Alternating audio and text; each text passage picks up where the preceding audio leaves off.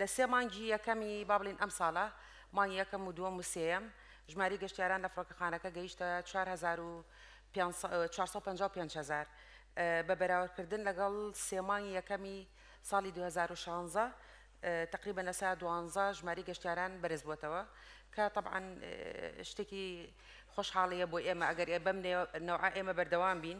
واتەوەقعکەین لە 2017 کە بگەینە سەر و 2 میلیۆن پاسنجەر ینی بڵین گەشتیار ئەگەر بەم عەدەلی ساڵانە سەیریکەین لە 2006ەوە هەتاکو ئەم ساڵ کە 2017 بەم عەدەلی بە ڕێژەی 28.5 لە سەدا هەموو ساڵێک بڵین فڕۆکەخانە ژمارەی گەشت و گەشتیارانی زیاکە لە پار بە براورد بە ساڵی 2015 ئێمە زانین ڕووداوەکانی داعش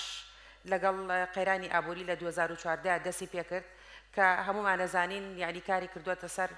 هەموو دام و دەستگاکانی حکوومەت بەڵام خۆشبەختانە فڕۆکەخانە ینی توانیوێتی سەرڕای ئەو بارودۆخە ئێشتا بەردەوام بێ لە گەشتەکانە طبعا ئێمان ساڵانی پێشووتر بە معدەلی لە ساسی یعنی بەرەو سەرەوە ڕۆیشتین بەڵام لەبەر ئەم ڕووداوانە ئێمە ئێستا هەر لە گەشیان بەس بە ڕێژەیەکی کەمتر کە پار تقریبا 8 یعنی 9 بووە